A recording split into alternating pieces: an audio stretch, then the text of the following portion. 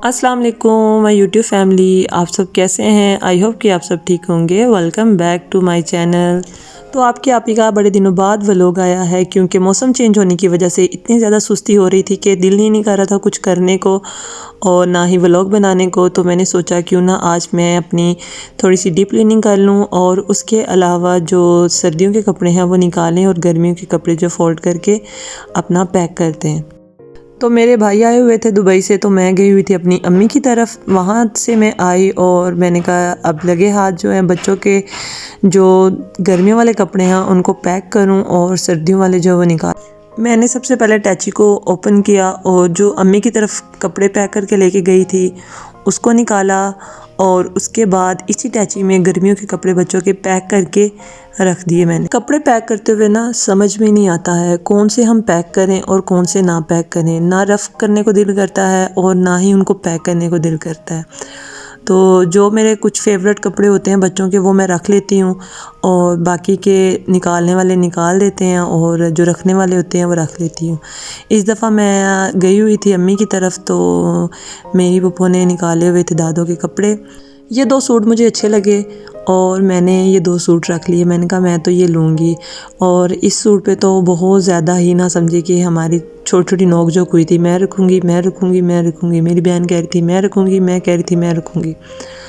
तो बाकी खैर मैं छीन कर ले आई। बच्चों के कपड़े निकाले थे, उसमें से सुलेमान का ये वाला अलादीन वाला ड्रेस निकला। छोटा पहन के बहुत ज़्यादा हैप्पी हुआ। रात में जब मैंने कपड़े निकाले थे तो उस्मान तो मुझे कोई काम नहीं करने दे रहा था, तो मैंने वहीं पे सब कुछ छोड़ा और मैं सो गई। फिर नेक्स्ट डे हुई, मैंने बड़ी हिम्मत करके ना अपना कहा चलो छोटा सा एक शॉर्ट आउट ले लेती हूँ नाश्ते का। तो मैं यहाँ पर अपने नाश्ते की तैयारी कर रही थी, जिसमें सबसे पहले मैंने ना चाय बनाई और साथ में पराठा था, अंडा था, ब्रेड थी। बच्चे भी थे साथ, उस्मान भी था। माशाल्लाह से अब उस्मान जो है वो खाने लग गया है। वो अब यही कहता है कि मुझे नाश्ते में ना साथ रोटी वगैरह दिया करें। उसके बाद मैंने किचन की डीप क्लीनिंग की क्योंकि मैं 2-3 दिन रह के आई थी और मेरी ड्यूटी थी किचन की। तो मैंने कहा चलो आज मैं अपने तसल्ली के लिए थोड़ी सी डीप क्लीनिंग कर लूँ। मैंने अच्छे से अपना किचन वगैरह नीट किया।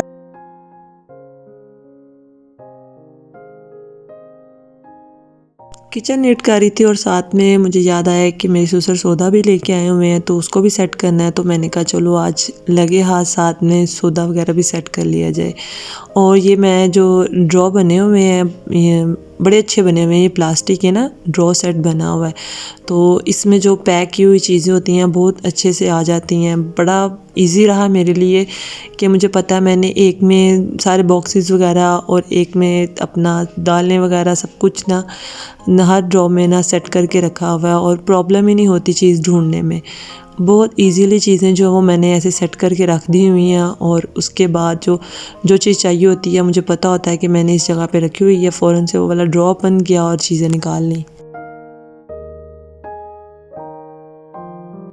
मेरे जाने के बाद मेरे ससुर सौदा लेके आए हुए थे, तो जैसे मेरी सास अम्मी को समझ आई उन्होंने वैसे वैसे सारी चीज़ें रख दी। तो मैं आई तो मैंने जब कुकिंग करनी थी तो मैंने कहा चलो साथ लगे हाथ मैं अपना सौदा वगैरह सेट कर लेती हूँ कि मुझे भी पता चल जाएगा कि मैंने चीज़ कौन सी कहाँ पर रखी हुई है। तो इस तरह से सारा सौदा जो है ना सेट भी हो जाएगा एक दफ़ा फिर से। तो मैंने फिर सारा अपने तरीके से सेट किया क्योंकि कुकिंग वगैरह फिर मैंने किया करनी थी, तो मुझे पता होना चाहिए था कि कौन सी चीज़ कहाँ पर पड़ी हुई है।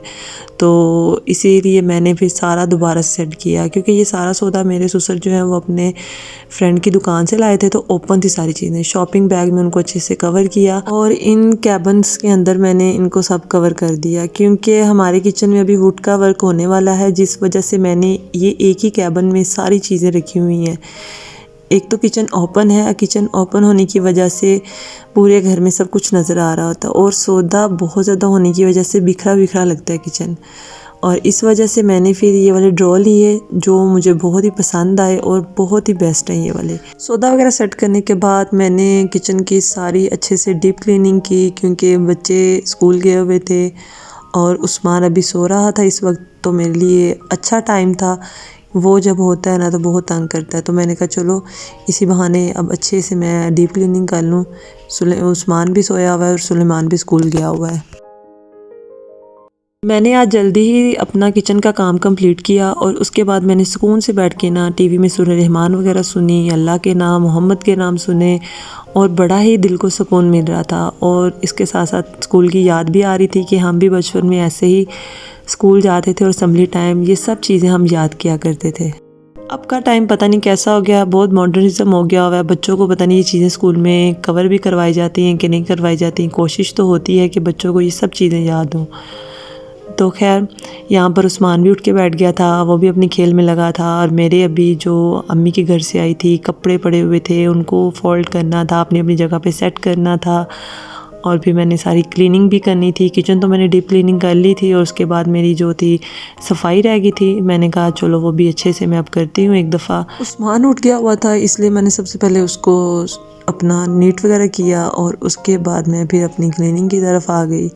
आज मैंने सारा जो घर का फ्लोर था उसको अच्छे से मैंने अपना वॉश किया और उसके बाद वाइपर वगैरह लगाया कि कोई डस्ट ना हो, क्योंकि बच्चे खेलते हैं और इस तरह से भी बच्चों के पाँव वगैरह भी गंदे होते हैं। और मेरे सुलेमान की आदत है कि वो घर के अंदर जो है ना नंगे पाँव ही चलता फिरता है, जिस वजह से ना फिर मुझे कोशिश होती है मेरी यही कि मैं ना डीप क्लीनिंग अच्छे से ना करूँ, अपना फ़र्श को अच्छे से धो लूँ और उसके बाद वाइपर अच्छे से कर लूँ, क्योंकि बच्चे हैं अगर खेलें भी तो उनको डस्ट वगैरह ना लगे।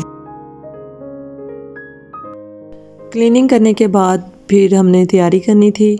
एक छोटी सी ढोलक थी तो मैंने कहा सबसे पहले घर को अच्छे से डीप क्लीन कर लिया जाए। फिर हम लोग तैयार वगैरह हुए। यहाँ पर रात हो गई थी और हम लोग एक ढोलक पर जा रहे थे।